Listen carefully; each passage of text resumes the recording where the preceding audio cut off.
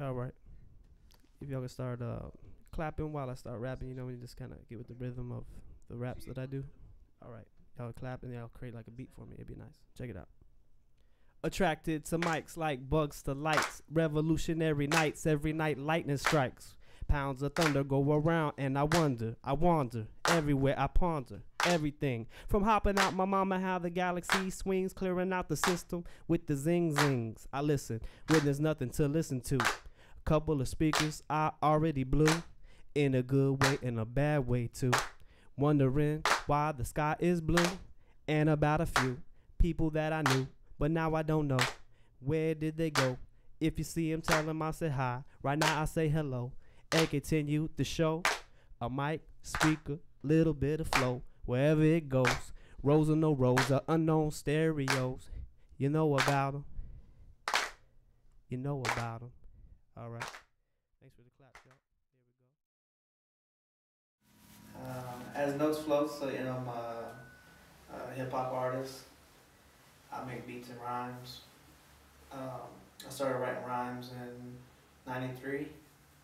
So I started writing rhymes first, started writing, recording over other people's beats, you know, instrumentals from B-sides and cassette tapes. Later on down the road, started making my own beats. But what inspired me to start rhyming, you know, making beats of my own was in second grade. Me and my brother, sister, mom, and stepdad at a place in North Houston. I was in my room. My brother's down the hallway. Yeah, come check this out. Come listen to this. Went over there and then we just listened to the jam box. It was this group Nucleus. The song Jam On It. Jam on it. Yeah, we know. Yeah, you gonna rap, right? You gonna do it now, right? Yeah.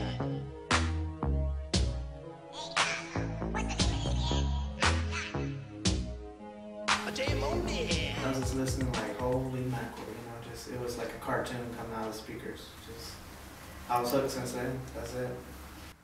Senior year, I just started like, okay, it's my time, I'm gonna start writing my own rhymes.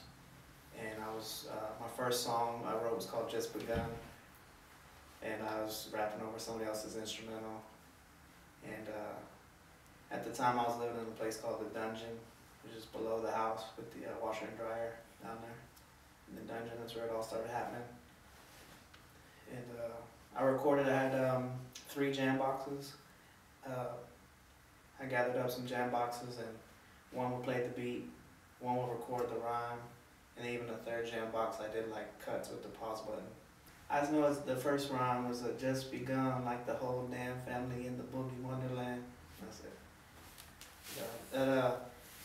And that was the first song on the first record I put out. I put out a cassette tape in high school, and a few copies went out. I had people tell me later on down the road that they used to play Nintendo, listen to my tape, and it was the first underground hip hop thing they ever heard, you know, so it was cool. The first time I went to an open mic, it was a big deal for me. I was like so nervous, like, you know, driving across town in Houston. Me and 2 friends, I was in the back seat, just like getting ready like it was a boxing match or something. And when it was on Thanksgiving, first day, and then when I got there, no one was there. I was the only one that showed up. So I ate the turkey, didn't get too sleepy, still went up there and was just ready. Like, what's going on? There was just like a mic on stage with the light on it, you know. First time you know, all that, I show up and no one's even there. Like, all right, try again, you know, another time. So, open mic. Some of the success and highlights so far, my song It's a Good Thing went around the world on CD and vinyl, like into the record shops, on Melodic Records. And it all started with, I was selling CDs on the street. I had headphones, you know, so you could hear it. This guy checked it out. He liked it. He was from London, England, and we exchanged info. A few months down the road, he contacted me. We're starting a label.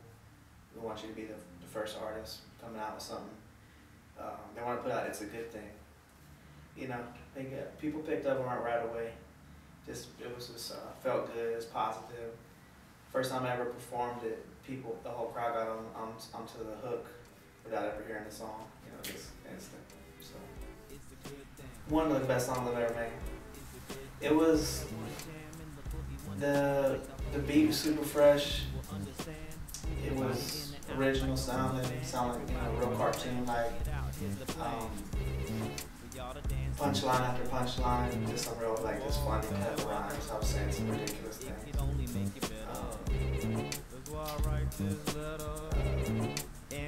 You have to hear it. Totally. It's what Tanya and me both want. Me too. It's not easy though, is it? Nothing's easy for Sega Paul. It's a good thing. It's a good thing. It's a good thing. It's a good thing it's not easy. Oh yeah, and it was on an award-winning TV show called Ideal. It was cool. One of the actors like lip sync my song. It's a Good Thing. So it was like right, you know, out there in the front. I mean, it's been a very tough road when you follow your passion. Extremely tough. Because you're doing all kinds of crazy jobs just to keep money coming in while you're pursuing, you know, your art, your music, your passion, and everything. So it's a rough road. It never set right with me to write about darkness, like crazy thoughts. People call them demons or whatever. Bad times, dark times. I never wanted to put much effort into documenting that as a song, like that goes out to people or lasts forever. I've always wanted to have kind of like an escape route, like kind of like music, like a cartoon. Like usually when you're watching a cartoon, you know, you feel pretty good, not too stressed out. Or most people like cartoons, but I summed it up one time saying like escaping sad songs and a Hey Penny Whistle. There's like a sad song, and I'm like in the flute and like a nice melody that floats out, like, you know, out of there. And when I've had like real rough times, dark times, bad depression, music just stops. There's no music, so nothing comes out. There's times I've written down a bunch of terrible shit, and that's just for the book, and that's it. Whenever the music stops and cat's got my tongue, it just takes time. It takes a while. It's just a rebuilding, you know. You go through so much, you break down, and you start rebuilding.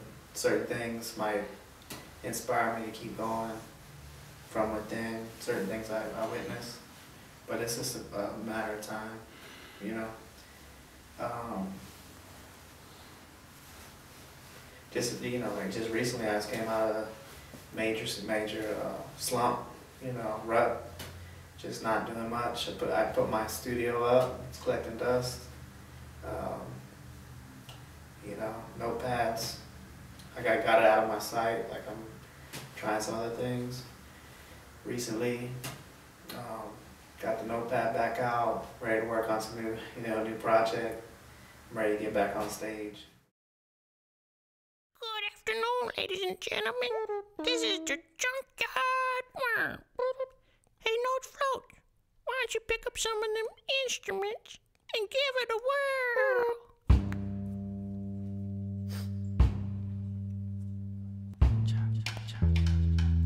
Yeah, like that, huh?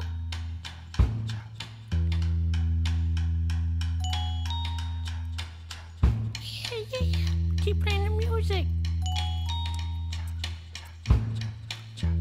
I'll come back in a little bit. Jam.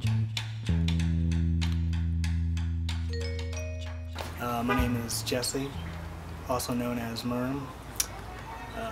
old friend of Notes Floats, since '99 or 2000. As an artist, there's something magical he does for the hip-hop game that involves really uplifting people and making them feel, you know, a part of the show, getting them active on the dance floor and getting them, you know, with the Head Nod Deluxe. Not a lot of people possess that. Not a lot of people can engross an audience and keep them captivated like he can. I mean, everything from the fresh flows to the James Brown splits. I mean, he's got it all, you know. Like I said, he's a full package, performer extraordinaire. I've just always been excited by this guy. He's been my #1 hip-hop artist. You know, every time me and a close buddy will always do this weird game where we'll be like, you know, top 10 MCs, top 10 producers or whatever. Notes Floats is always in either category, you know, up there, you know, in the top 5, top 3, you know, depending on what's going on. He's always on my soundtracks for when I'm riding around on my bike or in my car.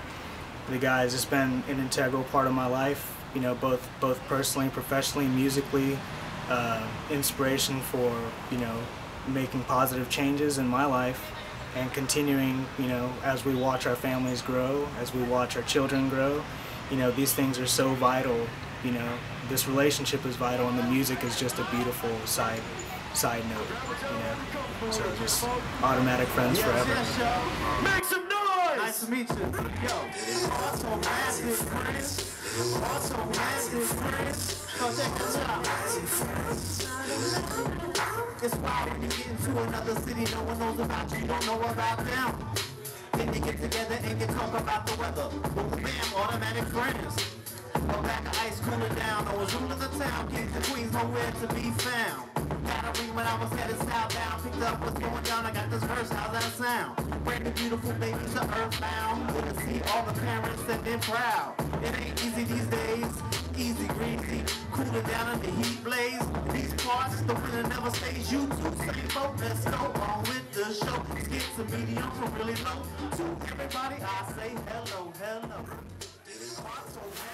Where do you see yourself in 5 years? Lord have mercy.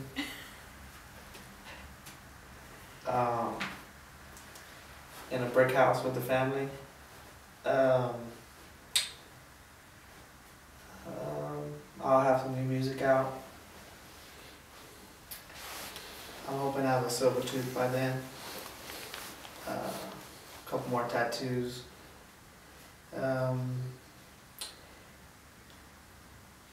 Maybe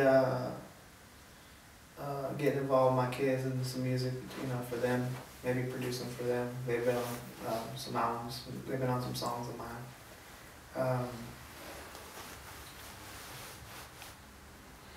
It's a lot, you know. We'll see how it goes. Hopefully, beautiful place. Fresh love, working on it. World peace, working on it. New car, working on it. New house, working on it. Fresh love, working on it. World peace, working on it. Going through more keys than a janitor in the gray market on the green, then the red carpet. Reporter says, what are you wearing? Clothes. I don't do this just to hear my own flows. I like my beats too. On the move, 1,000 addresses, 100 phone numbers, wandering with wonders, worn out shoes until the good news, not on the news, zeros, ones and twos. They say it comes in threes, I say it comes when it does. It gets heavy, lightning the load, the levy. Records and boxes, adapters and chapters, red, white and yellow, the RCA flag. A kind fellow trying not to brag, used to always be high on the drag, off the drag, sometimes the drag.